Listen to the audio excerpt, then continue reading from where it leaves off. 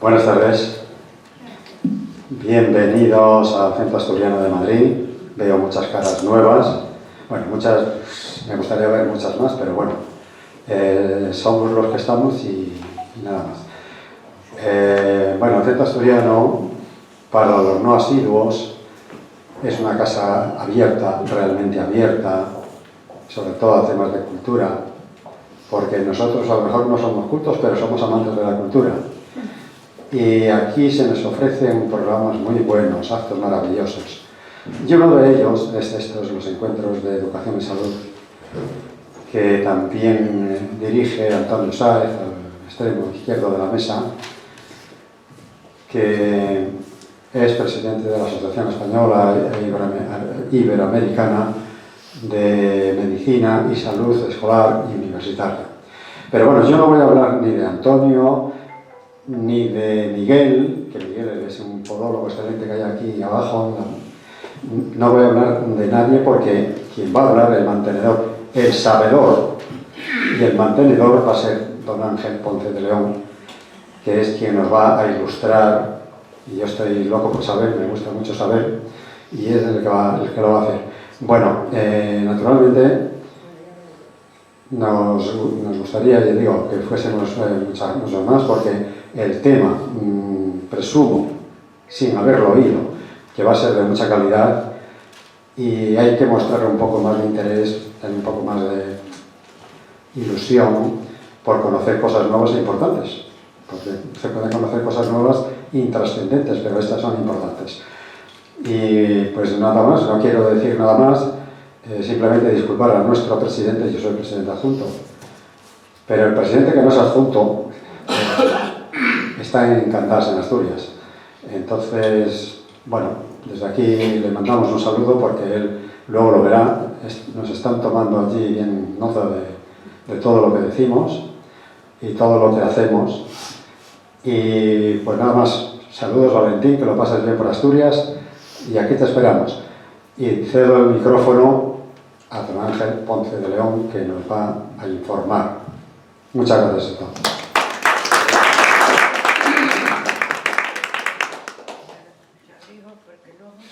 Sabiendo que el CNI puede estar detrás de esto, voy a hacer 3 promesas o una promesa con 3 palabras.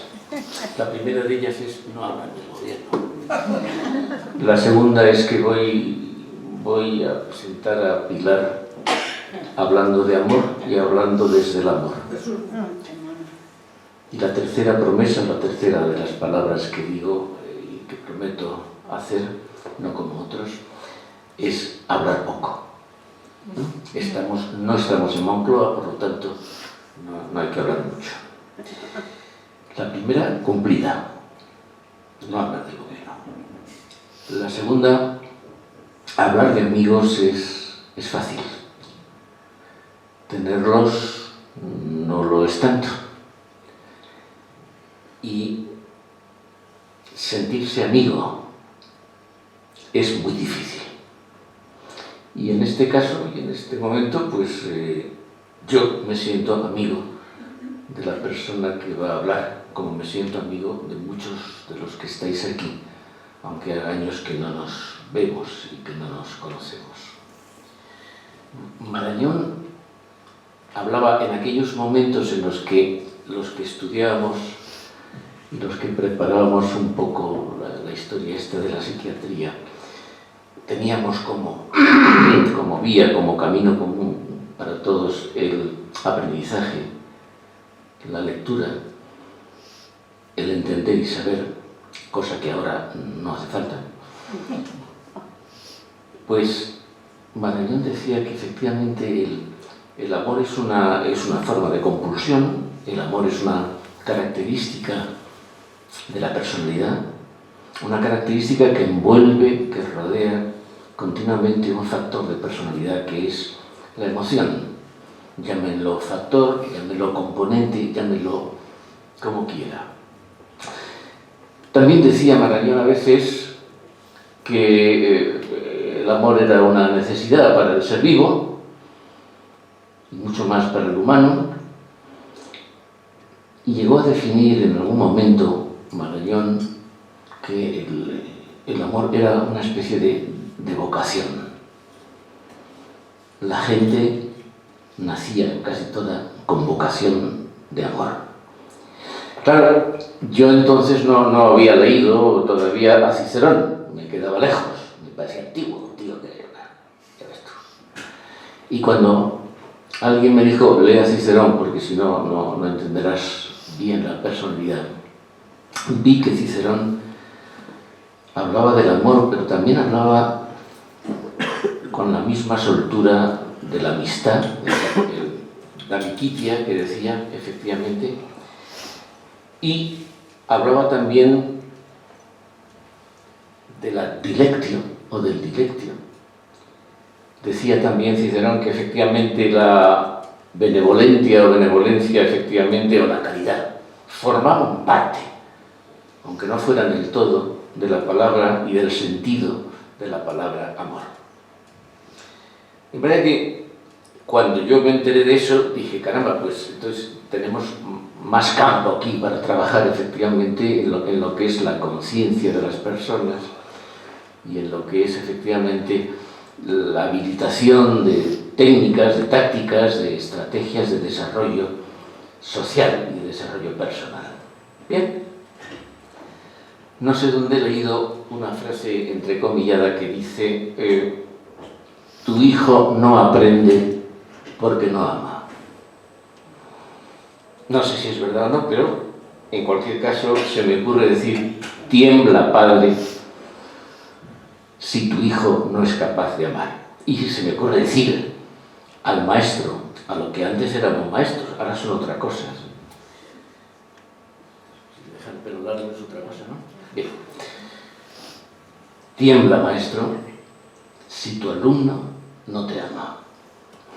Bueno, estando en esto, como 50 años más adelante, se me ocurre, por instrucción de nuestro presidente, se me ocurre montar este ciclo sobre educación y sobre temas técnicos de la educación. Y entonces voy y le digo a algunos amigos, Juan y Nicolás, que estuvo el otro día, Pilar, Esther, Antonio, gente que está y que va a venir, se me ocurre pedirles que participen en este ciclo. Y Pilar, pues, humilde y muy honestamente, pues, dice que sí, por amistad.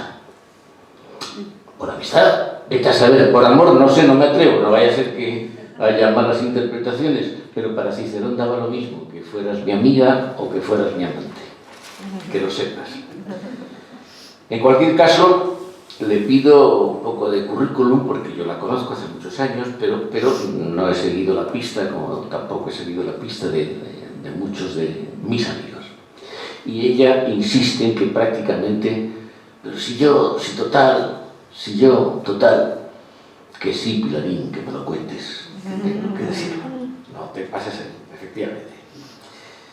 Luego, cuando al final me manda unos folios, 7 u 8 de estas cosas, ya me empieza a mosquear y me sorprende un poco, porque digo, no la conocía bastante. Resulta que descubro 5 libros, descubro varias docenas de artículos y de colaboraciones y de participaciones en revistas, descubro su periplo por sitios raros, que ahora no irías por el tema de la gripe esa, seguro que no, efectivamente. Y entonces me hago un panorama de ella y ya puedo quizá presentarla con un poco más de solvencia. Descubro que es docente, o sea, que tiene lo que Marañón decía, vocación de amor. Ella tiene vocación, efectivamente, por lo que hace. Es investigadora, lo que quiere decir que efectivamente está en el ámbito de lo racional y en el ámbito también del rigor, porque un investigador tiene que ser riguroso. Un investigador de los de antes, poco de los de ahora, me suena que eso no va por ahí. Descubro, además, os redescubro lo único que yo sabía de ella, que era inspectora. Ahí va Dios. Es decir, el ejercicio de la ética al servicio de la función docente. No debe haber nada más ético, efectivamente, en la función docente que la función inspectora, que es la que relaciona la ley, lo lícito, lo legal, con la ejecución. Desgraciadamente, desde mi experiencia de la inspección médica, quizá no puedo hablar lo mismo de todos los inspectores. De todos barra todas, para que no se enfade nadie. De manera que el rigor y la ética están en la persona de esta amiga mía. Y luego, de pronto descubro también que es bibliotecaria. Digo, anda Dios. Encima le gusta guardar ordenadamente la historia de lo que sea. Y encima tiene efectivamente orden mental, que es propio de la mayor parte de vosotras que sois mis amigas. De algunos amigos no puedo decir lo mismo, que están como las cabras, incluidme yo, por si acaso. Bien, la segunda palabra cumplida, he hablado de amor. Y la tercera palabra, ya la he cumplido también, he hablado poco. Este tiempo es tuyo, este tiempo es nuestro. Por lo tanto, tenemos derecho a explotarte, cuando quieras.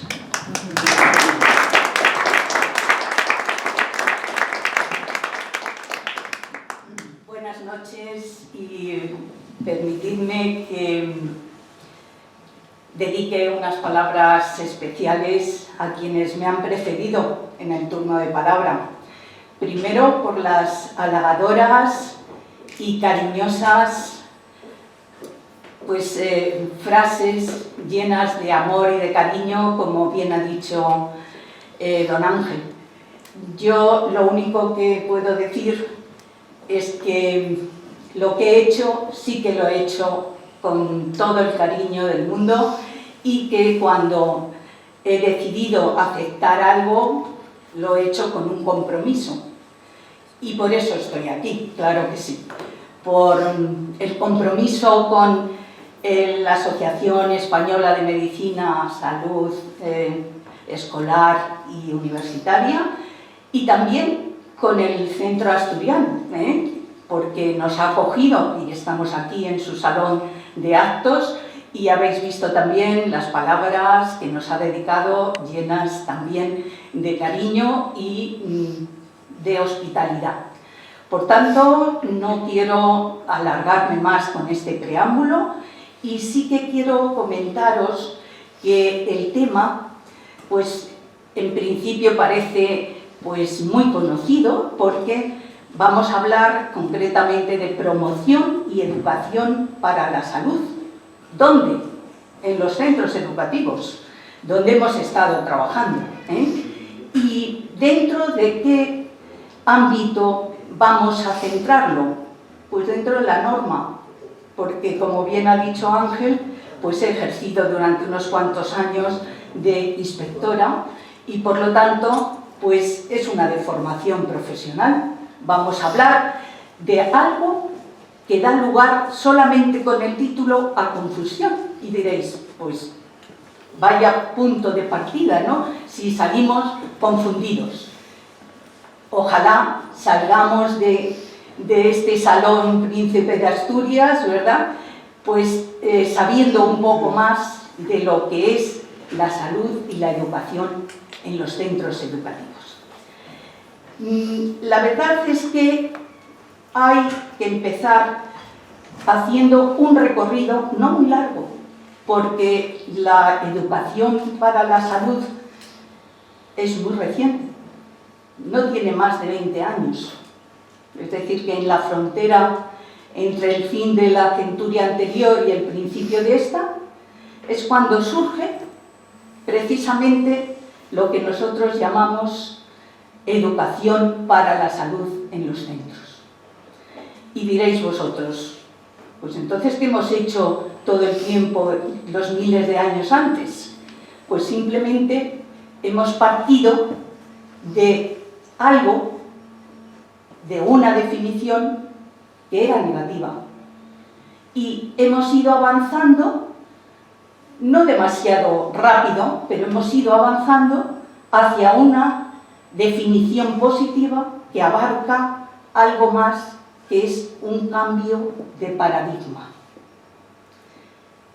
Y se me ocurre que cada uno de nosotros ahora, pues reflexionemos un poquitín y pensemos en un momento clave de nuestra estancia en el instituto, por lo tanto ya de adolescentes, donde nos visitaban al menos una vez al año, y esto puede variar según la edad de cada uno de nosotros, pues un facultativo que muchas veces nos controlaba cómo estaba el estado bucal y otras veces nos enseñaban cómo debíamos cuidarlo para no llegar a algunos extremos que con 14 a 18 años eran peligrosos. Pues esto es lo que ha dado lugar a que instituciones supranacionales, y ahí veis de qué administraciones estoy hablando, parten a mitad del siglo pasado, como es la Organización Mundial de la Salud, y hace una definición totalmente distinta a lo que se había venido diciendo de salud.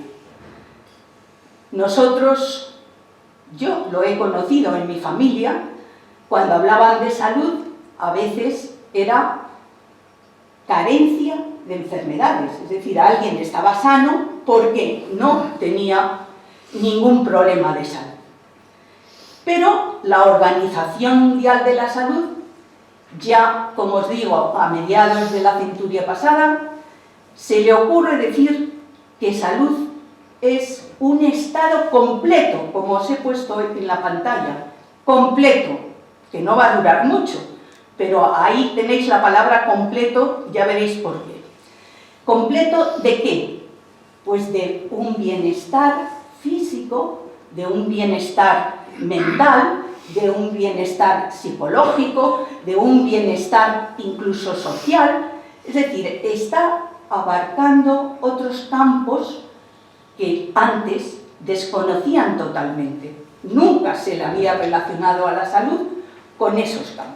Luego estamos hablando desde un punto de vista positivo de la salud, positivo, pero además integral. Lo estamos incluyendo en otros campos y en otros entornos. Y diremos, ¿y en qué entorno lo vamos a encajar ahora? Nosotros, en el educativo, en el centro, en la escuela. Cuando diga escuela, y esto os puede extrañar sobre todo a muchos psicólogos y psiquiatras, la escuela se aceptó hace muy poco como término en Europa para definir a cualquier centro de cualquier nivel.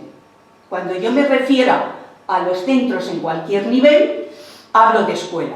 Cuando hable de centros educativos, hablaré de los centros de enseñanza secundaria, que es la que verdaderamente más he conocido y más he analizado, ¿verdad?, y estudiado.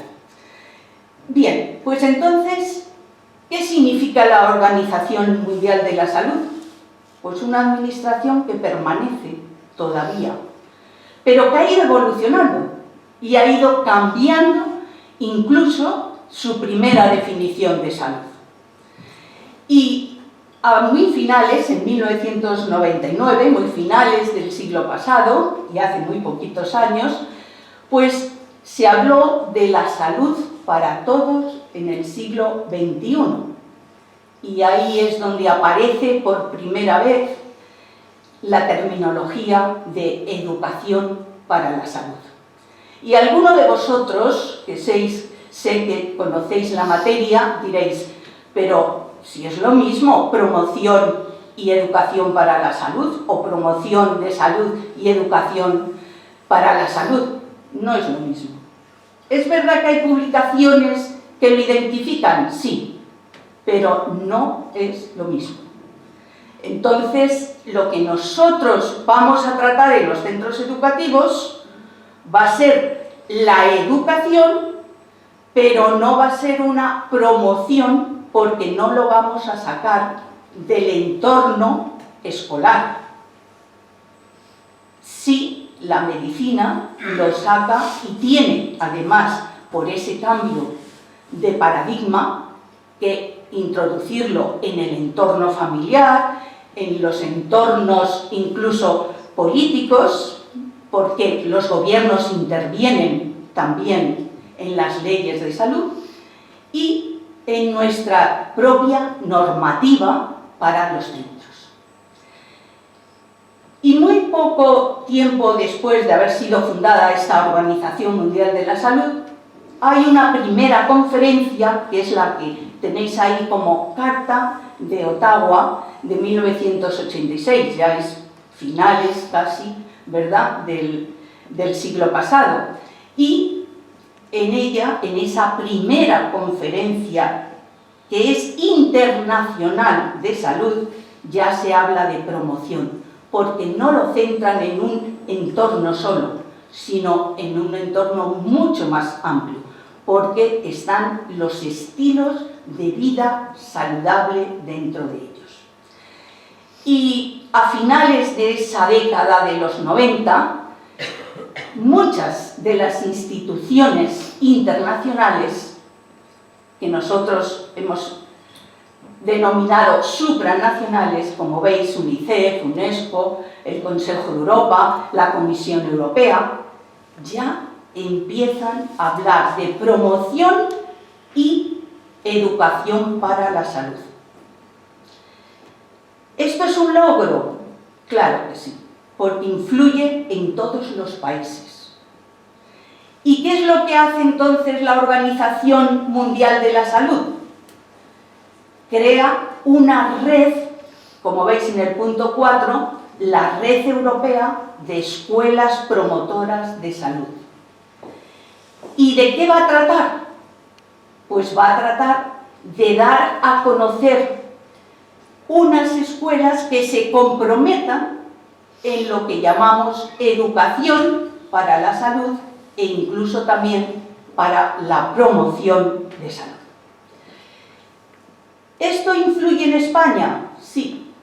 Como veis, unos años, muy poco, 2 o 3 años, pues se crea el Centro de Innovación y Desarrollo Educativo, que los directivos de este centro eran compañeros nuestros de la inspección, todavía viven y están indudablemente algunos de ellos todavía ejerciendo. Entonces, ¿qué significa ahora promoción y educación para la salud?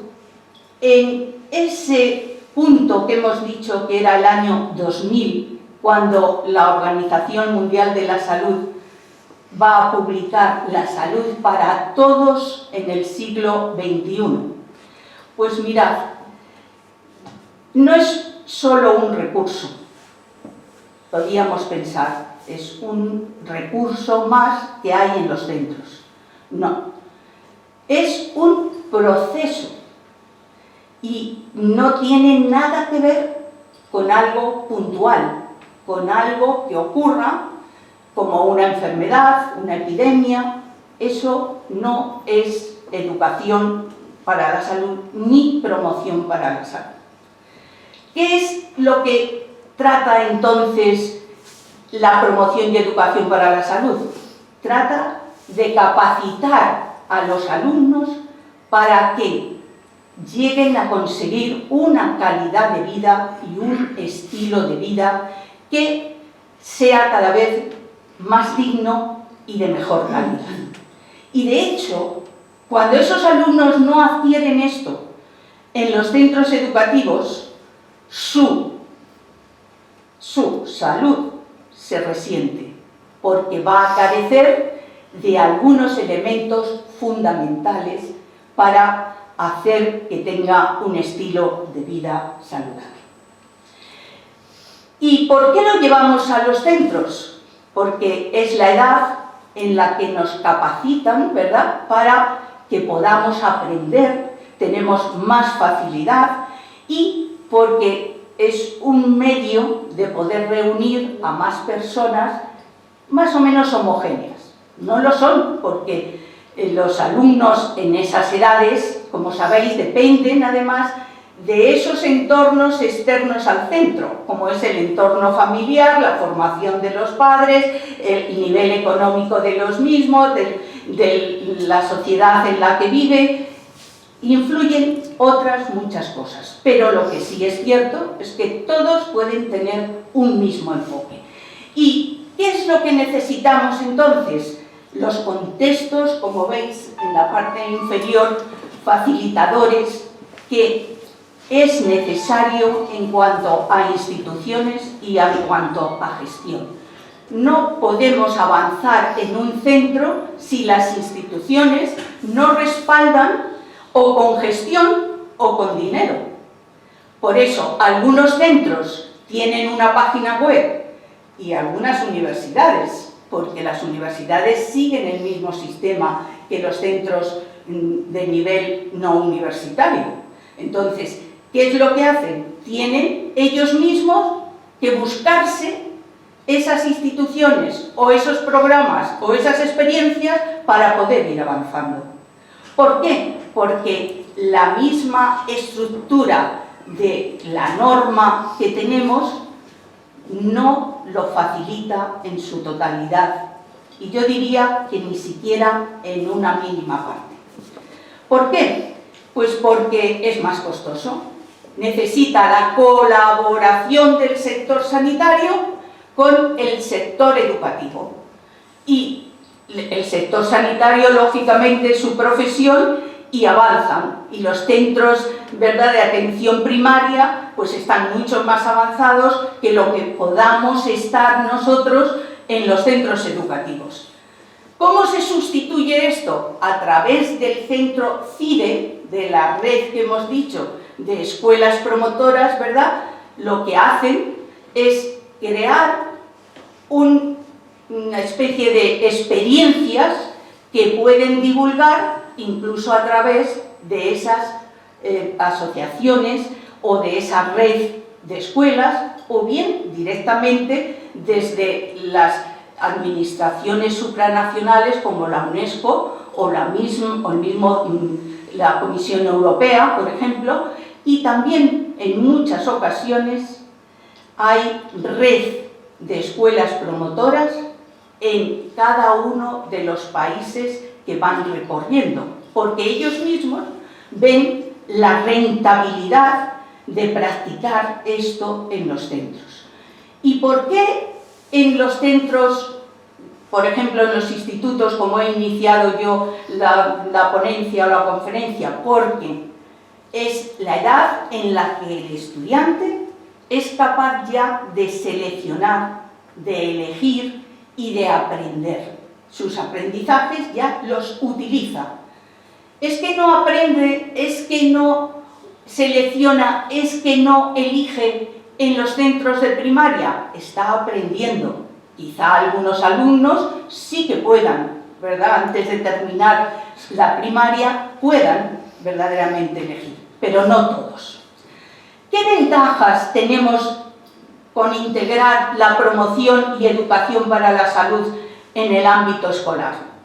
Fijaros, las más importantes dentro de la capacitación de alumnos. Primero, que enriquecen su salud. ¿Por qué? Porque reciben conocimientos, información y formación. Porque además van creando actitudes y, por ejemplo, para la misma alimentación o para el deporte, ¿verdad?, para su vida futura. Y también porque van adquiriendo habilidades. Entonces, hay mejoras que pueden añadir a esto, que ya sería un objetivo fundamental y que lo es en algunos centros. Sí, porque en algunos, no en todos, en algunos centros crean una página web donde los propios padres tienen acceso para conocer qué ejercicios benefician a sus hijos en salud y cómo van adquiriendo una práctica en salud. Además, fijaros, hago simplemente un paréntesis, recordaréis muchos de vosotros cómo, los que sois inspectores, cómo teníamos problema en algunos centros porque los padres llevaban a sus hijos y no les podían dar ni la medicina, ni les podían incluso atender con problemas de tipo psicológico o mental. Esto ha ido corrigiéndose un poco. Es sensible el avance, pero desde luego no al 100%, ya iremos viéndolo. ¿Qué es también en lo que se puede observar que hay una mejoría en los resultados académicos? ¿Por qué? Porque si mejoran la calidad de vida, el alumno mejora también el rendimiento académico. Y es más, está evitando que en un futuro sea un enfermo por desconocimiento de algunas áreas. Entonces, fijaros qué importante es la educación para la salud en la escuela. Y fijaros ahora cómo está en España la situación en promoción y educación. Pues tenemos autonomías. Luego, en cada autonomía veremos que hay unas leyes de salud y en algunas no hay leyes de salud. Por ejemplo, pues Galicia, Asturias, pues por ejemplo el País Vasco, Aragón, La Rioja, Extremadura, Valencia, tienen leyes de salud. Madrid no es exactamente una ley de salud, ¿verdad? La 1011, pero es del 2007, pero sí que introduce la necesidad, diríamos, de hacer que llegue la promoción y la educación a las escuelas. ¿Y qué ganamos con esto? Pues que si está respaldado con normas, como en algunas de las autonomías, eso lo tiene que respetar el centro porque entra dentro de su currículum. Forma o bien parte del currículo transversal o bien parte de algunas materias. No de todas, como decía alguna de las leyes que ahora veremos, pero sí como conocimiento, ¿verdad? Y sobre todo en aquellos centros donde toman conciencia, porque hay un profesorado, como veis, preparado. No todos los profesores están preparados para esta materia. Y por eso se asustan, y por eso nos protestan a la inspección, y por eso no quieren que los padres vayan a protestar porque su hijo que se lo lleven de allí. No, es que estamos en una salud integral.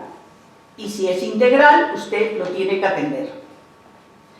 Bien, ¿qué necesitamos además? Convenios sanitarios. No hacemos nada si no somos conocedores de la materia. Transmitimos conocimientos de otras materias, pero no de salud. Luego nosotros lo que necesitamos es una colaboración entre el sector sanitario y el sector educativo. Y para eso necesitamos convenios en la administración sanitaria.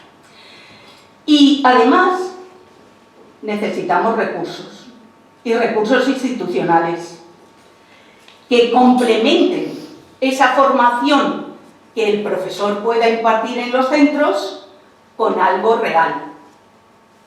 Porque si no, el alumno lo único que va a tener es una información, pero no una formación.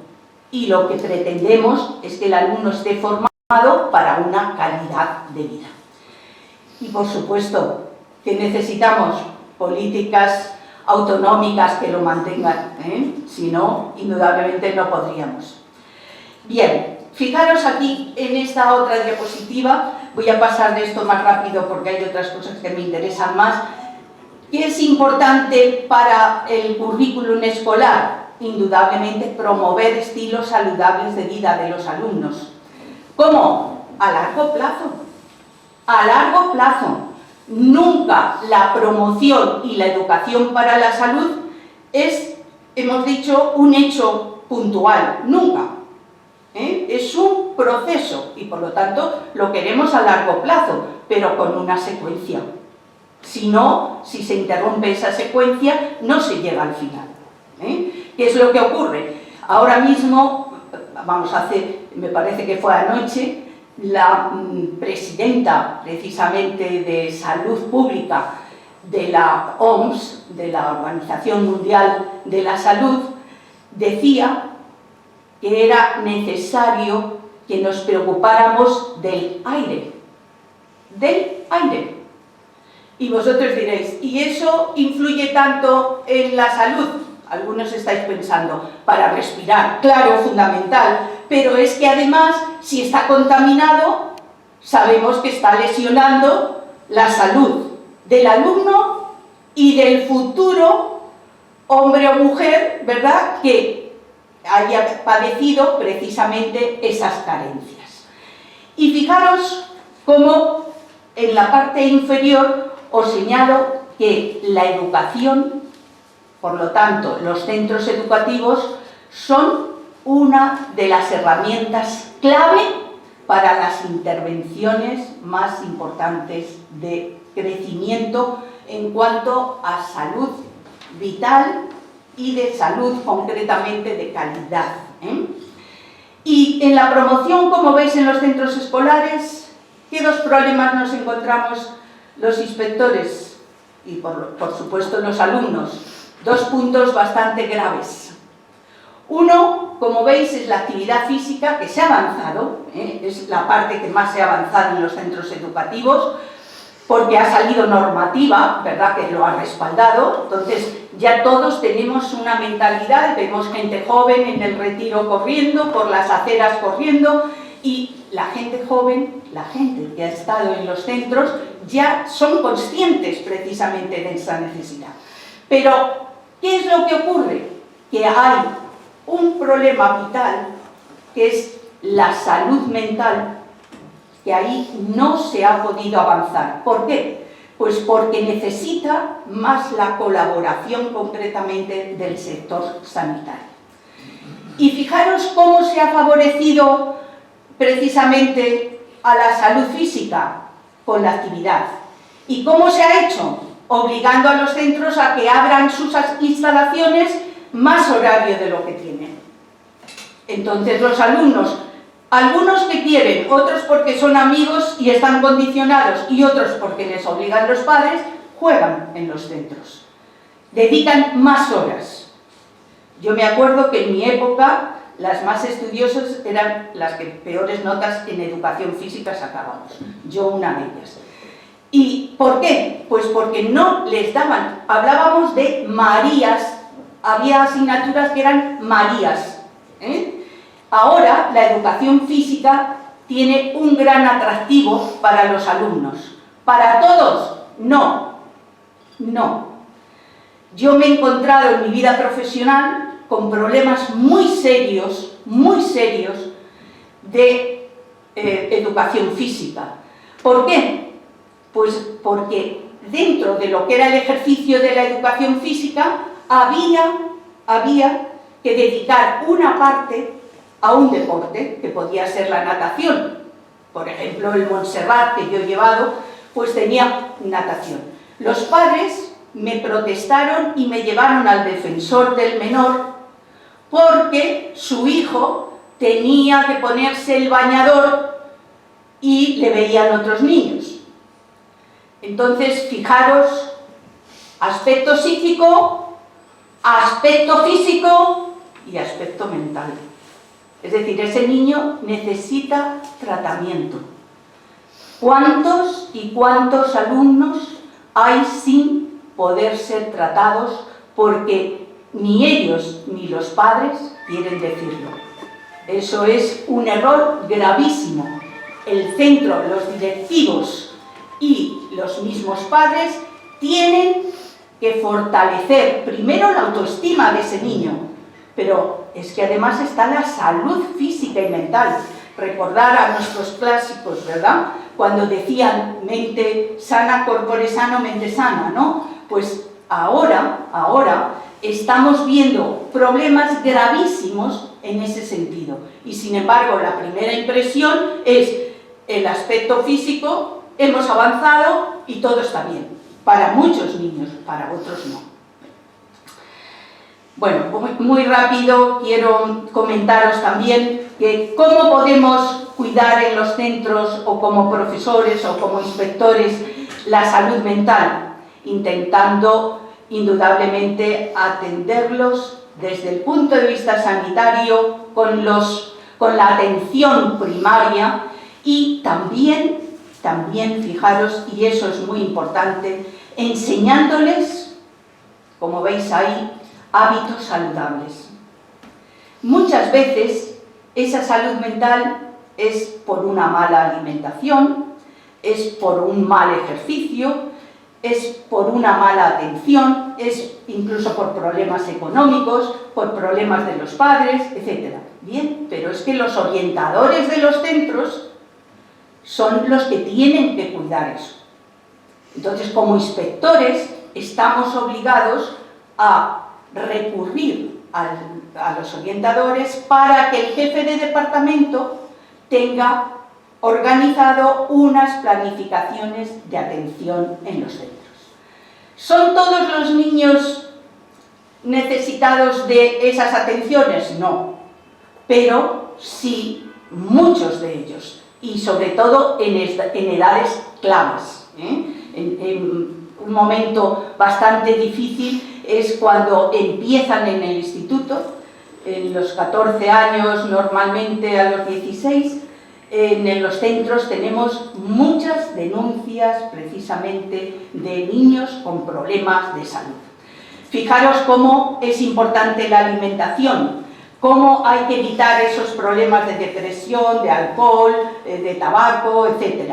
Y hay que intentar evitar los trastornos alimentarios. No saben alimentarse, hay que cuidarles, hay que saber qué es lo que comen. No podemos decir, van al centro, no. Es que el padre tiene obligación también de comprobar cuál es el menú que come su hijo. Bien, y veis aquí que ahora ya entro en lo que es los sistemas educativos. ¿Cómo voy a estudiar los problemas de promoción y educación para la salud en los sistemas educativos? Concretamente en las leyes, en los decretos y en las órdenes ministeriales que ahora vamos a ver. ¿Qué es lo que podemos hacer? Pues indudablemente requerir muchos más profesionales y mucha más multidisciplinaridad. Es necesario que la persona que está fuera del centro conozca lo que los alumnos hacen en el centro y además estén atendidos por verdaderos profesionales. Muchas veces decimos, es que antes el profesor era transmisor de conocimientos, pero es que ahora soy amigo, soy psicólogo, Es una escuela integral. Ha cambiado la sociedad y entonces no podemos pedir lo que nosotros teníamos en los centros cuando nosotros estudiábamos. Hay que ir evolucionando porque la sociedad ha evolucionado. Y fijaros cómo os he puesto ahí el cambio de paradigma. ¿Qué es eso? Pues nosotros cuando hablábamos del médico porque nos atendía desde el punto de vista diríamos, biológico, ¿verdad? Y nos atendía desde el punto de encuadre en el centro o en la familia.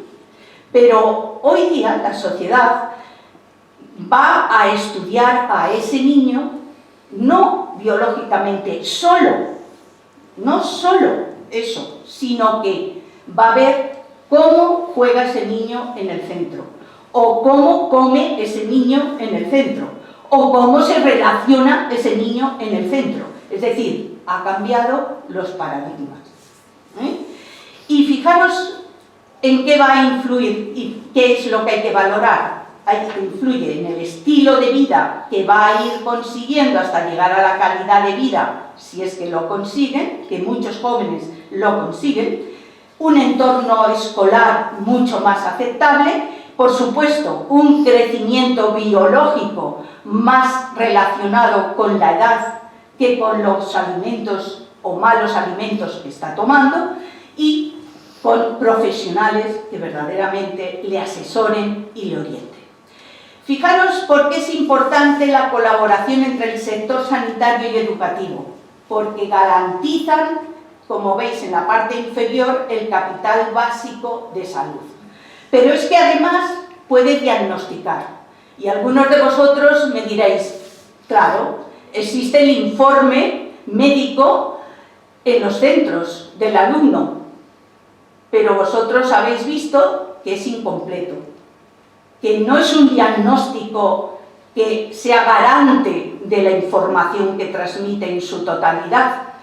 Por lo tanto, lo que tenemos que ir es exigiendo que cada uno de nosotros podamos, en los entornos tanto escolar como familiar como comunitario, facilitar la posibilidad de que hagan un informe médico relacionado con un pronóstico, con una previsión más relacionada con la vida real de ese alumno en el centro y en el exterior que solo con el aspecto biológico. Y mirad ahí en ese gráfico que tenéis, que son los determinantes concretamente de la salud. Fijaros, os he puesto en color, según el gráfico, os he puesto al lado el color rojo, si os dais cuenta, el 30% es unos determinantes de salud que van relacionados con la biología, con los genes que lleven, unos estilos de vida, que es el azul, como veis, nada menos que un 40%, y en cambio el sistema sanitario no debería ser más del 10%. Sin embargo, hay alumnos que alteran totalmente el gráfico. ¿Por qué? Porque necesitan unos medios ambientales que sean unas medidas superiores en cuanto a resultados para que mejoren también sus resultados académicos. Entonces el niño lo que hace es que si verdaderamente no tiene salud, no puede estudiar. Los resultados académicos muchas veces están vinculados precisamente a esas deficiencias. Y eso en algunos centros todavía no se han dado cuenta. Fijaros también en algo importante. En 1974 ya un alcalde de Canadá, que lo tenéis ahí, Marc Lalonde, ya hace un estudio de las causas que había producido en ese ayuntamiento donde él trabajaba había tenido, y las epidemias de muertes concretamente, ¿verdad?, que se habían producido por epidemias. ¿Esto qué es lo que hace? Una orientación, una disciplina orientativa. Y esa disciplina orientativa, indudablemente, va a potenciar la posibilidad de mejorar esa calidad de vida si controlamos las epidemias. Ahora estamos en un buen momento, Bueno, vamos que no veo muy bien la hora, ya voy a intentar terminar rápido, pero quiero que veáis las normas, el marco normativo que tenemos. En cada comunidad hay unas normas, pero sobre todo, estamos en Madrid, voy a relacionarlo con lo que es de todo el territorio, porque era unos años antes también de las transferencias en educación. Entonces, lo primero que tengo es en la parte inferior una ley que le he puesto de rosa porque es de sanidad. Ahí vemos la colaboración. Entonces, la ley de sanidad está relacionada estrechamente, fijaros que es el año 86, con la ley de educación, que es la LOCSE, que está en primer lugar, en el primer apartado. ¿Y qué otras leyes tenemos? La ley orgánica LOE y la de la LOMCE. ¿Cómo influyen estas? Influyen porque hay asignaturas como biología, como educación física, como educación de valores, que introducen la necesidad de la promoción y la educación para la salud. ¿Cómo lo hace? A veces pidiendo un control.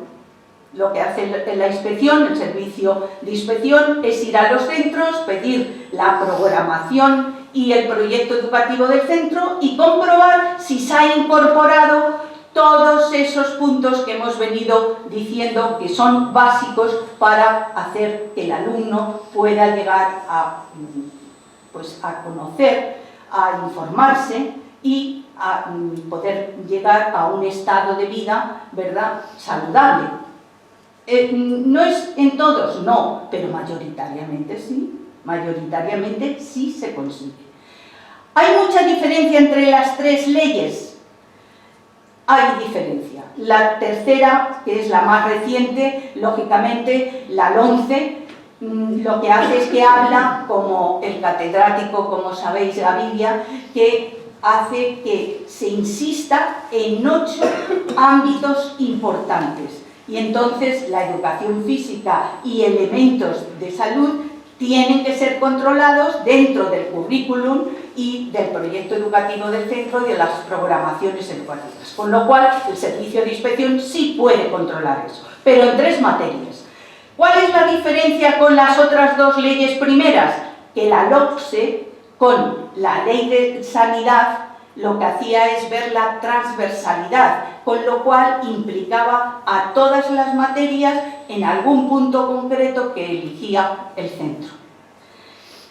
¿Qué es lo que tenemos en cuanto a la manera de poner en marcha esas leyes? Los decretos y las órdenes ministeriales. Las 2 órdenes que os he puesto ahí, una, como veis, habla precisamente de la promoción y educación para la salud, y la otra de la educación física. Luego, 2 aspectos concretos que hemos dicho que eran ejes fundamentales para la salud, la educación para la salud.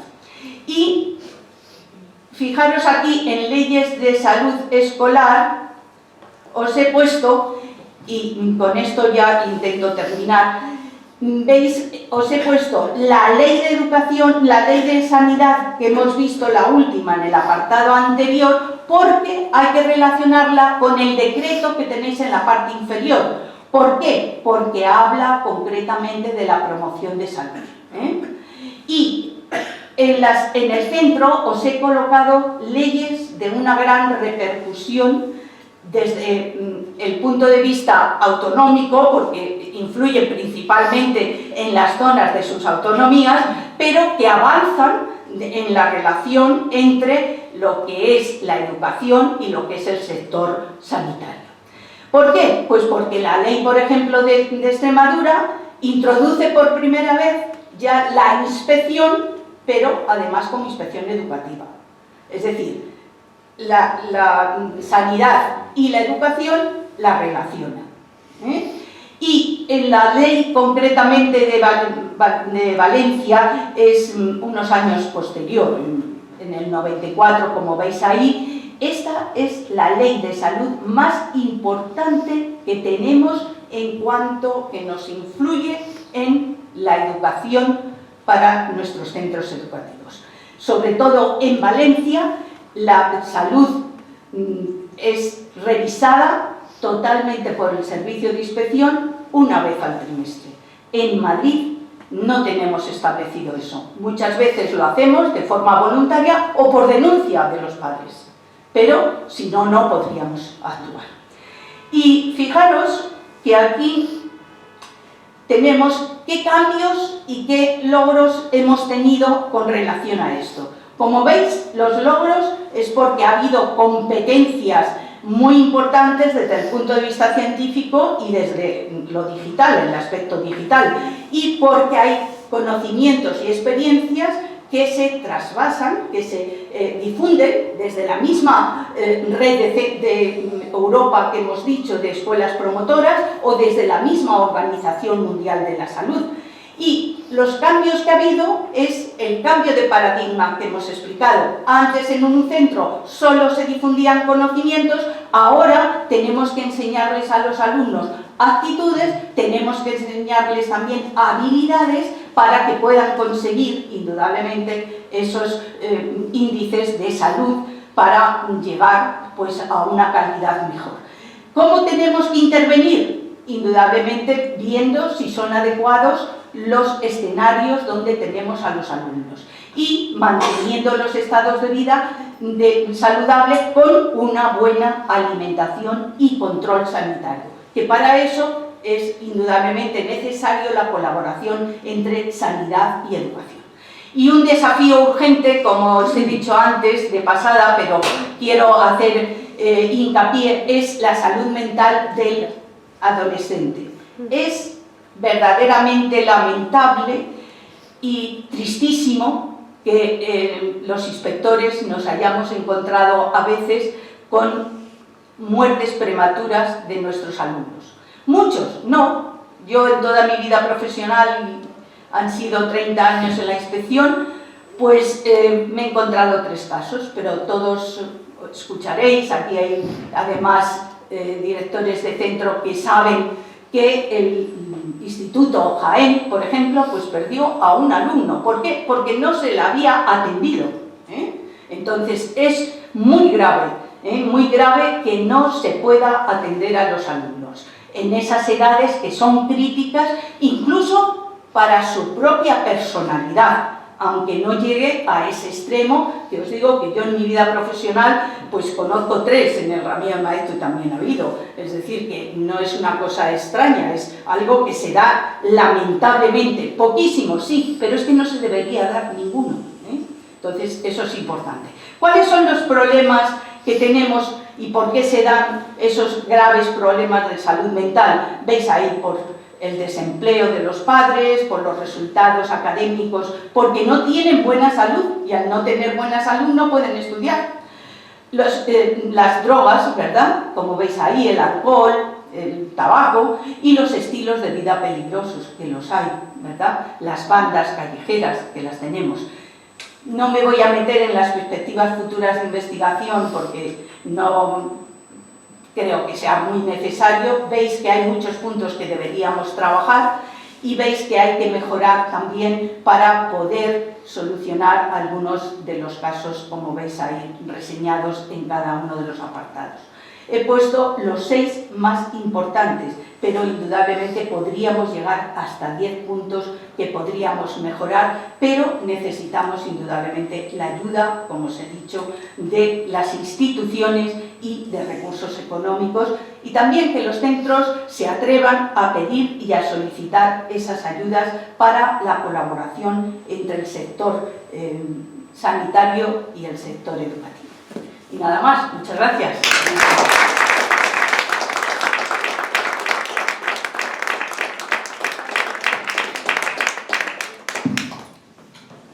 Gracias, Pilar. Me ha encantado. Muy clarito, muy bien informado. Estupendo, estupendo.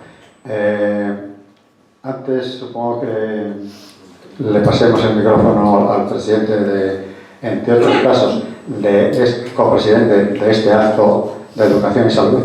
No sé si alguien quiere hacer alguna pregunta. ¿Estás dispuesta? Sí, claro. Claro que sí. Bien, yo sí que quisiera decir primero Sí. enhorabuena porque me ha parecido igualmente con lo que ha comentado el colaborador que ha sido muy clara, muy expresiva a todos los niveles, desde el plano emocional hasta el profesional, en tu caso, de todo tu trabajo realizado. Y considero que ha abierto los ojos a realmente lo que tenemos que hacer frente a nuestros propios chavales, ¿no? Considero que ha quedado un punto que me gustaría conocer un poquito más a fondo, que sería la implicación de la familia en todos esos planos de educación en la salud, ¿no? Ver qué nivel se lleva para que la familia se implique más o cómo se trabaja en ese sentido. Bien, los centros que tienen la página web están vinculados a las familias. Es verdad que los entornos familiares, incluso sociales y económicos, son muy importantes, ¿eh? Es decir, no hay solamente el entorno educativo cuando dicen no, pero es que ha ido a un buen colegio. No solo es suficiente eso, porque hay que reforzar, hay que insistir. La alimentación no vale con que coman muy bien en el colegio y no lo hagan en la casa, ¿entendéis? Entonces, la importancia de coordinar a los padres ha fallado, es verdad, y todos lo sabemos. Antes un profesor tenía un reconocimiento, pero ha ocurrido en todas las profesiones. También un médico o también un abogado, ¿verdad? Es decir, que un juez, ¿cuándo se le cuestionaba a un juez? Bueno, mi abuelo se hubiera ido otra vez al otro mundo, ¿verdad? Pensando que le podían decir lo contrario de lo que él había dictaminado. Entonces, esto es cierto que la sociedad ha cambiado, pero la familia que está integrada debe conocer. ¿Cómo? A través de agendas, a través de la página web. Hoy día la gente está con los medios de comunicación muy informados. Es decir, que yo llego a mi casa y puedo perfectamente entrar y ver cuál ha sido el menú de mi hijo, qué es lo que ha comido, para no ponerle lo mismo o no darle de cenar. ¿Entendéis? Es decir, la coordinación entre el centro y la familia, no solo en la salud, en los conocimientos, es básica. Mientras que no reforcemos la colaboración familiar, no podemos trabajar los profesionales, incluso los psicólogos, no podéis trabajar. Está claro. No podéis. ¿Por qué? Pues porque verdaderamente trabajáis una parte, pero os queda otra. Por eso os decía que hay un eje fundamental, que es la educación de la salud en los centros, y que todavía no podemos hablar de eje, porque es desconocido, incluso me atrevería a decir, por la mayoría de los padres. La mayoría de los padres no saben que el centro está obligado a atender características de salud de sus hijos. Y cuando lo piden, tienen problemas y tienen que escribir a las direcciones de área, etcétera, porque los desconocedores somos los que estamos en los centros. Es que es muy triste el asunto, ¿eh? Y sin embargo, de ello depende la calidad y los estilos de vida saludables. O sea, es fundamental la familia, fundamental, ¿eh? La colaboración en todos los aspectos y en este mucho más. Ahora, desde un colegio se puede perfectamente facilitar una información por el blog o por la página web, ¿verdad? Diciendo los menús de la semana van a ser esto, con lo cual los padres saben qué es lo que les tienen que poner de cenar a sus hijos o de merendar, etc. Y los controles de las cafeterías, que yo he tenido varios problemas en los institutos, porque les daban las palmeras esas de chocolate, ¿verdad?, a todos los niños salen con hambre, y bueno, vamos a ver, es que también puede ser fruta, y enséñeles a que tomen fruta. Pues esto es una lucha que todavía está en los centros, y los que estáis en activo lo sabéis, ¿eh? No sé si te he contestado. Sí, perfectamente, muchas gracias. Sí, yo quería lo primero darle la enhorabuena a Pilar, ha sido una ponencia súper brillante, brillantísima. Pues a mí por lo menos me ha encantado. Dudas, ninguna, porque lo has aclarado absolutamente todo, vamos, yo digo, si es que Pilar nos lo ha contado absolutamente todo. Lo único que sí te voy a preguntar, que nos digas qué experiencia, que has ido hace poquito de inspección, ¿cómo están reaccionando los centros? ¿Cómo están reaccionando con este tema de la salud? ¿Qué has visto tú? ¿Qué nos puedes decir, Pilar? Bueno, yo he tenido la satisfacción en los centros en los que he trabajado y han sido adscritos a mi persona, que han colaborado conmigo. Cuando les he dicho una sugerencia, lo han hecho.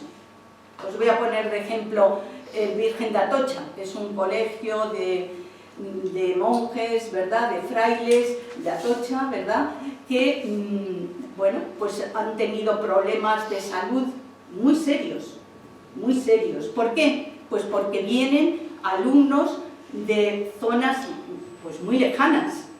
Y entonces, ¿qué es lo que ocurre? Que esa población que pensamos que es homogénea porque es de la misma edad, es totalmente heterogénea porque sus padres tienen formaciones diferentes, tienen indudablemente recursos distintos, formaciones pues también, o un desconocimiento total casi de lo que es la alimentación, y entonces los alumnos tenían que informar a veces a los padres. Y han venido padres a preguntar al servicio de inspección qué es lo que tenían que hacer. Y yo les orienté al colegio para que pusieran una página web y fueran contestando todas las preguntas y que me llamaran si querían, ¿verdad? Y cuando me han llamado, la verdad es que ha sido totalmente positivo y yo creo que hemos hecho un gran trabajo. Yo solamente aportar una pequeña intervención en este sentido. Importante también, lo has dicho tú, que se forme a los alumnos, que sepan un poco cómo actuar en este mundo de la sanidad. Ellos aprenden rápido. Sí, pero los problemas muchas veces no son ellos. No sé si recordáis que hace poco escuché yo que un niño, un tal Mohamed, había tenido un problema en su casa, su madre se mareó, se cayó, y la criatura cogió el teléfono y marcó el 112, oye, que intervino los sanitarios rapidísimamente. Entonces, esa formación me parece que es muy importante, que además tú también lo has apuntado. Claro, es que yo creo que los centros tienen que tener, además hay números de teléfono que facilitan totalmente información, incluso les dan pues el menú de toda la semana. Lo que pasa es que esto es difícil. En algunos barrios el llevar a cabo que los padres puedan llevar ese mismo régimen entre comillas, quiero decir, de alimentación, es rarísimo. ¿Por qué? Pues porque no les responde sus medios económicos, pero el centro tiene, de alguna manera, que ir enseñándoles y comparándolo. Y además, hacer encuentros. Es importantísimo, los que sois directores y trabajáis en los centros, es importantísimo los encuentros con los padres. Primero porque es mucho más fácil informarles de todo, ¿eh? Entonces, cuando vosotros llamáis a los padres, la mayor parte de las veces van. Cuando no van es cuando no se les hace ni caso y les pides que vayan a unas votaciones. Pues no entienden, pero si a unos padres les informas y les dices además qué repercusión pueden tener en sus hijos y en la propia vida de ellos, claro que colaboran y de una manera muy efectiva, muy efectiva, ¿eh? Pues, sí. Yo es que por compartir un poco mi experiencia, ¿no? Sí. Y también pues por dar un rayo de luz a todo el trabajo este que se viene realizando desde inspección y los pequeños, bueno, que en la Comunidad de Madrid has mencionado que no estaba arreglado, pero que bueno, que yo creo que a lo mejor va más lento, pero hay cosas que sí que se van haciendo. Por ejemplo, en nuestro centro, en nuestro colegio, le han dado lo del desayuno saludable. Claro. Entonces, la Comunidad de Madrid 2 días a la semana trae fruta para tomar a la hora del recreo a todos los niños de primaria, que me parece una pasada. Hay que solicitarlo, es la solicitud de las instituciones, sí. Luego, pues eso, el comedor del cole, por ejemplo, propone, bueno, por supuesto da el menú, pero también propone, bueno, menciona las calorías y las grasas y todo lo que lleva ese menú y sugiere que se puede hacer de cena, y eso todas las familias lo llevan, ¿no? También, bueno, los retos que hacen, aquí como, o sea, funcionan muy en conjunto los profes sobre todo, claro, que son los que más saben, los de biología y los de educación física, que hay algunos profes que son nutricionistas y cosas de esas, y diseñan retos entre ellos, ¿no? Por ejemplo, tenemos un reto que es rumbo a Tokio, que creo que son las siguientes Olimpiadas, y entonces los chicos cuantas más vueltas corren al patio, ¿no? O sea, tienen que hacer los kilómetros que hay de Madrid a Tokio, corriendo, pero van acumulándolo, entonces por vueltas se tienen estipulado que eso es, yo qué sé, no sé, 1 kilómetro, pues entonces van sumando, entonces lo van se va fortaleciendo, claro, para ellos además es muy incentivador, porque pues ya llevo yo tantos kilómetros, ¿y tú cuántos llevas? Luego también tienen otro reto que se llama Avisa, con H, hábitos de vida saludable. Son los mayores, a partir del tercero de la ESO. Durante 21 días tienen que subir una foto en Instagram de un hábito de vida saludable que hayan realizado en su vida. Hoy he desayunado zumo de naranja, que tiene un alto componente en vitamina C, que eso sugiere, bueno, me viene bien para no sé qué, o sea, tienen que explicarlo, ¿no? Y eso les da también puntos en la asignatura de biología. Bueno, a través del juego, sí, yo creo que sí que se está consiguiendo. yo creo que cada vez más. Es cierto que donde yo he visto más avances ha sido en la zona de Retiro, Chamartín y Salamanca. No lo había tanto, ¿verdad? En Villaverde tuvimos más problemas con muchos centros, ¿eh? Por ejemplo, el San Viator, pues es un centro que facilita una serie de conocimientos fabulosos y que sacan unos resultados estupendos, pero sin embargo en promoción y la educación para la salud, pues la verdad es que costaba que lo hicieran. ¿Por qué? Pues porque había un desconocimiento de los mismos profesionales. Si es que ahí estamos implicados todos, que era lo que os decía, lo más importante era la formación. Es verdad que con la ley, con la LOE, se hizo la subdirección de formación del profesorado y entonces había profesores, los centros pedían a algunos profesores y algunos, en lugar de tener su puesto de trabajo, iban allí, ¿verdad? Pero eso enriqueció muchísimo y desde luego lo que nosotros podemos haber pensado cada uno de nuestra época en el instituto no tiene nada que ver con lo que es ahora. Es cierto que incluso en el Isabela Católica en estos momentos, en los intermedios entre una clase y otra, hacen deporte. ¿Cómo? Sentándose, agachándose, flexiones y lo tienen coordinado, ¿eh? Es decir, ¿qué es lo que se hace con eso? Pues vaya tontería, no. Es que nosotros, yo, por ejemplo, os he puesto antes de ejemplo, yo, por ejemplo, me pasaba horas sentada y no hacía ejercicio. Porque estudiaba y como quería llevarlo allí, pues entonces no me movía. En cambio ahora los niños con mejores notas hacen sus ejercicios también en esos 5 minutos de intercambio. ¿Qué es lo que hay que coordinar? Al profesor de educación física, al profesor voluntario, que es muy importante. Hay personas que tienen un interés y que van a conferencias y que leen y que se preocupan porque conocen lo que es verdaderamente la calidad de vida y lo que son los hábitos saludables y por lo tanto tenemos que recurrir a ellos. Y por supuesto las instituciones, pero para eso tenemos que pedirlo también, porque toda ayuda que pidan los centros se la conceden. Porque no es solamente la consejería, en este caso, de educación, es que la consejería de sanidad también interviene. Y los puestos, concretamente de atención primaria, facilitan, te dan con mucha facilidad pues, el menú de toda una semana o de un mes. Entonces, vamos indudablemente aleccionándolos, ilustrando de alguna manera, ¿verdad?, la formación. También con ilustraciones, ya sabéis que la imagen vale muchísimo. Ilustraciones que tengan en las clases, ¿eh? Es decir, hacer bonito, hacer atractivo. Eso es algo que los maestros saben hacer muy bien y los profesores de secundaria no sabemos. Yo me incluyo, no sabemos hacer las clases agradables. En cambio, los maestros muchísimo, porque es una educación globalizada y saben perfectamente cómo decorar, cómo animar, cómo, pues, por ejemplo, el huerto en un colegio, pues un trocito de nada. Y ahí están trabajando los alumnos y saben el valor que tiene el tomate, la cebolla, etcétera, etcétera. ¿Eh? ¿De acuerdo? ¿Más cosas? Bueno, Gracias. muchas gracias. Gracias. Hemos terminado. Como diría Monedero. No hemos terminado. He aprendido, Pilar. Es una de tus funciones el enseñarnos y es uno de nuestros objetivos aprender. Antonio Sáez Crespo quiere despedirte como te mereces. Antoñito, tu tiempo. Bueno, pues nada más de volver a reiterar en nombre de la Asociación de Inspectores Médicos Escolares, institución tan antigua como la inspección de primaria, de enseñanza primaria, de secundaria.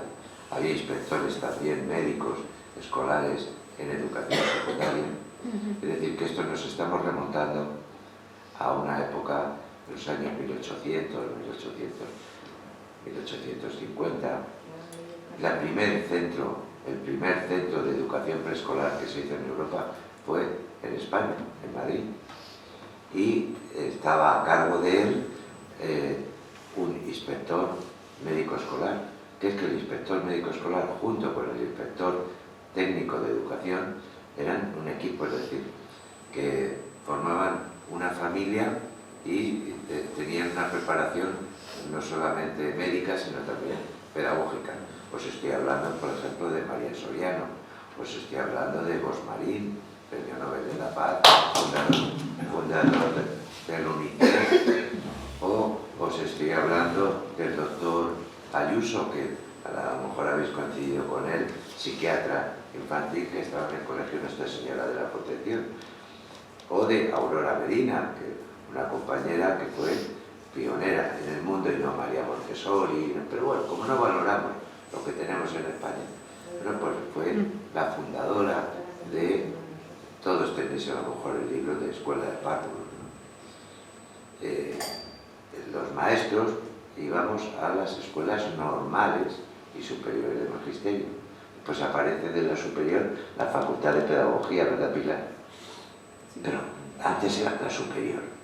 Entonces, la escuela normal y superior. La normal iban los bachilleres y en 2 o 3 años se formaban y se iban de maestros a un pueblo. Bueno, pues todos esos maestros estaban formados en una asignatura que se llamaba higiene escolar. ¿Y quién la daba en la universidad o en las escuelas de magisterio, anejas y tal? Un señor que también le conocéis, se llamaba Bosmarín, que fue el primer catedrático de educación sanitaria, se llamaba entonces, y se fijaba mucho en el tema de la higiene. ¿Por qué? Porque la escuela, el ayuntamiento no nos cedía a educación para la escuela, local para la escuela, los mejores terrenos del ayuntamiento. Entonces eran los basureros. En la casa donde vivía el maestro, eso era la escuela. Muchísimas veces, no digo de calefacción, por Dios, había una cosa que aquello producía de todo. Entonces, ¿el maestro qué formación tenía? Pues ese maestro de la escuela normal, un joven con bachiller elemental, con 13, 14 años y 2 o 3 de formación, era una formación muy integral. Estamos descubriendo algo que estábamos haciendo en el año 1874, por un cuerpo técnico que ha desaparecido, como van a desaparecer ustedes, el cuerpo de la inspección, que pertenecía al Ministerio de Educación, no a Sanidad. Éramos funcionarios del Ministerio de Educación y nuestra misión era, ahora hay este problema último de los virus, pero entonces teníamos el sarampión y llamaba la inspectora de zona al inspector de enseñanzas medias: oye, que en el instituto tal hay sarampión, hay rubeola, hay tal, hay que hacer la planificación. Y como estábamos en la calle, entonces, en la calle Vitruvio, ¿a qué pasaron esos inspectores? Pues por edad se fueron jubilando, volvieron a sacar las plazas a oposición. ¿Por qué? Porque controlaban por la mañana, entran los niños y vienen desayunados. ¿Qué han desayunado? El maestro. Es decir, y el médico y la inspectora, ya pues este niño tiene que desayunar. Los comedores escolares, a la que no hemos dado dinero, y las colonias, comedores escolares, todos los niños, en mi época, desayunaban en el cole. Y los niños más desfavorecidos, y de forma discreta, pasaban por la conserjería y se llevaban un tupper para que era su cena. Y no os estoy hablando de los jurásicos, os estoy hablando de compañeras y compañeros de la calle Vitruvio, que trabajamos en el tema de la promoción de la salud, porque la salud de qué depende. Pues como muy bien ha dicho Pilar, un niño no puede aprender si no tiene salud. Si no ha desayunado, ¿cómo le vas a meter las matemáticas? Entonces, había una complicidad, una conciencia y una complicidad entre autoridades, entre el equipo técnico, entre los supervisores, que se llaman así en América, entre los inspectores, que decimos en Madrid, médicos, sanitarios, Ángel Lázaro, que llevaba los servicios, ¿os acordáis?, de orientación escolar y vocacional. ¿Tenía dinero? No, tenía ilusión. Y todos estos que hemos dicho. Entonces, ¿qué conseguían? Que 2 maestros de tu zona te los liberaran. Uno era psicólogo, otro pedagogo, y te hacían la orientación. Una inspectora que estaba motivada conseguía que a través de asociaciones, de organizaciones, de instituciones. Por eso, todo esto ha dependido mucho, como ella ha dicho humildemente, ha dependido mucho de ustedes, de su vocación, de su ilusión, de su perspectiva. Pero esto no es nuevo, esto lo lleváis haciendo desde 1870 y éramos los movimientos de renovación pedagógica.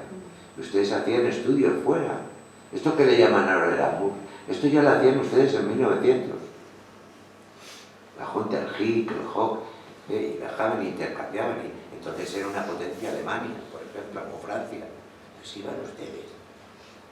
Y allí intercambiaban experiencias de educación alimentaria, de educación sexual, de educación tal. Y luego venían aquí los Yahweh, estos profesores, y hacían seminarios voluntarios los sábados y los domingos. Yo iba los sábados y los domingos a la autónoma. Allí nos reuníamos y aprendían de estos sabios. Lo que te enseñaba, como hoy a Solida Pilar, su experiencia. Eso no viene en ningún libro. Toda su experiencia, condensarla en una hora, es decir, lo importante que es darle el valor experiencial que con su experiencia ha visto. Si es que estamos hablando de la segunda causa de mortalidad en los jóvenes. La segunda causa es el suicidio. Los jóvenes no es frecuente que se mueran. La primera son accidentes y la segunda el suicidio. Se suicidan.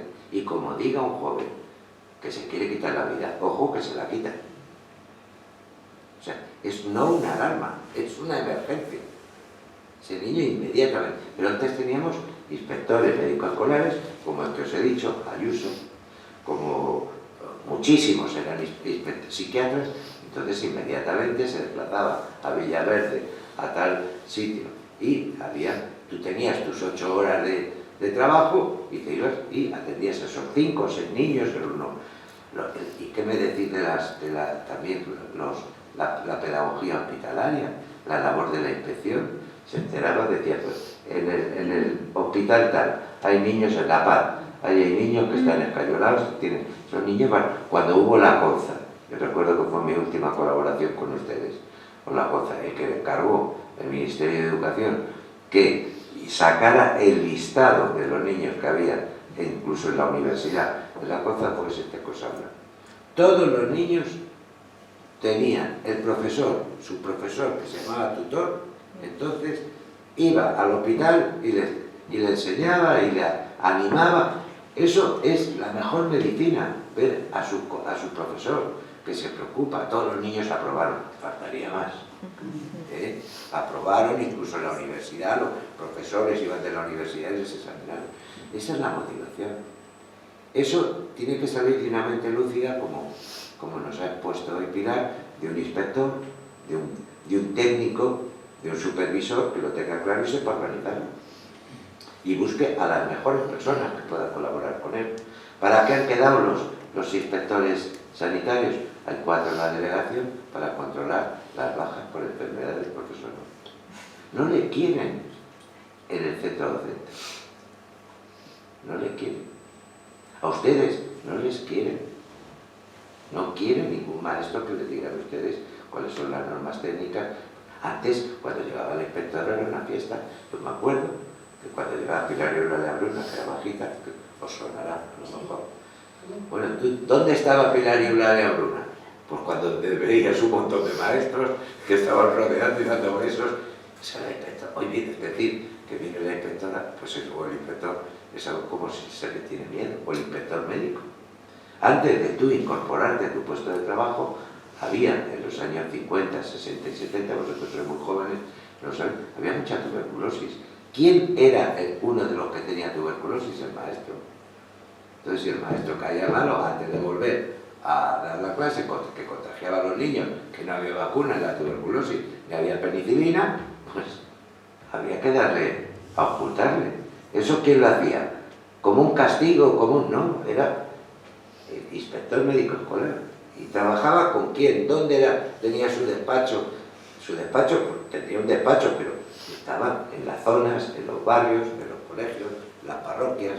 Todo eso sigue existiendo. Hoy se llama de otra manera, Hoy se llama promoción de la salud, que está determinado, como muy bien ha dicho, por los estilos de vida. Y los estilos de vida no son los mismos de los ricos, como muy bien has dicho, que de los pobres. Hoy sabemos a qué edad nos vamos a morir y de qué, por el distrito postal. Sin Majadahonda o Pozuelo viven 10 años más que Vallecas. Esto es así, pero vamos a decir, somos técnicos y tenemos que ser. ¿Qué tenemos que hacer? Invertir prioritariamente en los problemas que la sociedad sienta como necesarios y nosotros facilitarles con estos medios que tenemos.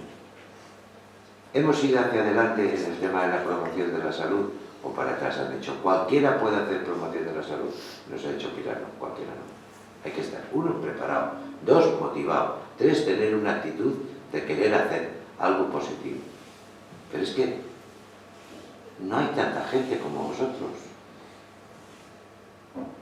La inmensa mayoría va al cumplimiento, que viene del cumplimiento. En el centro de salud tiene 6 minutos por paciente. No le digas que vaya al colegio a dar una conferencia, porque tú le dices, mira, es que para que des una conferencia no me sirve, vente al recreo, vamos a jugar, a hacer juegos y vamos a detectar actitudes sexistas o actitudes, porque hay muchísimos maestros o profesores o como lo que le lleváis a llamar, educadores, son psicólogos, son sociólogos, es decir, que tenemos gente que tiene ganas de hacer cosas. ¿Qué es lo que necesitan? Vuestro apoyo. Como técnicos, como supervisores, yo te voy a ayudar.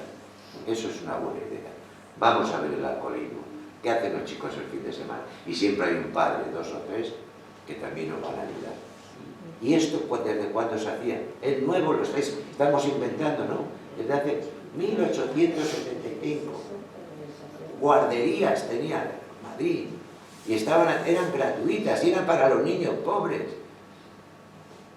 Y vais por la calle O'Donnell y veis, allí teníamos a niños que estaban abandonados y por lo menos tenían alimentación, cariño, amor, etcétera, etcétera. Aunque luego salgan en la cadena 6 de que había un no sé quién y un no sé cuántos, que era muy malo, que hacía no sé qué, pillerías y tal. Pero han pasado miles y miles y miles de niños y había ahí un inspector en cada hospital que había en Madrid, queridos amigos, había un maestro o 2 o 3 que iban a las camas de los niños y la inspectora o el inspector le daba material, pues vamos a pedir a Chico, a Ico, a tal.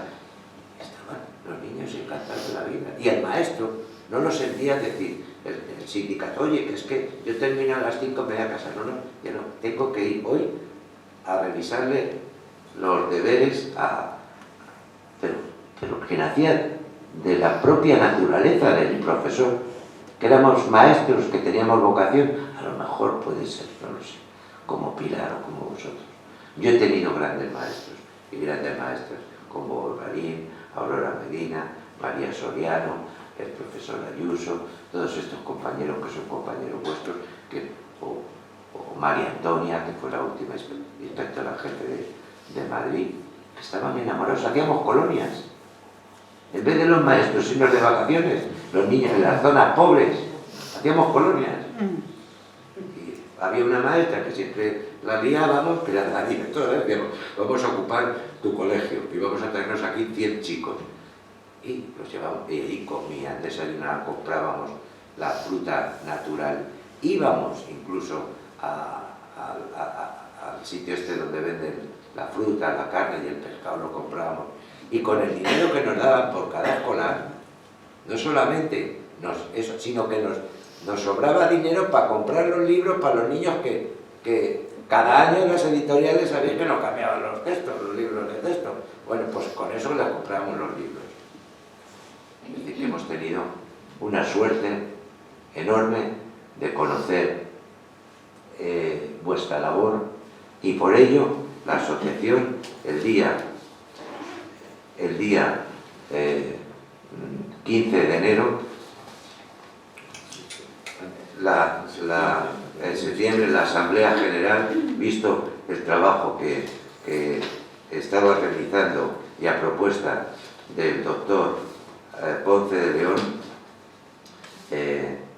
acordaron la concesión de la máxima condecoración de nuestra asociación a la ilustrísima señora doña Pilar Flores Guerrero, de socio y honor mérito por su labor en favor de la defensa y protección de los derechos del niño, porque el derecho al bienestar, o a la salud, o a la educación, a estar lo mejor posible, ese derecho, nadie como la inspección ha sido un grupo profesional que le haya dedicado. Muchas gracias.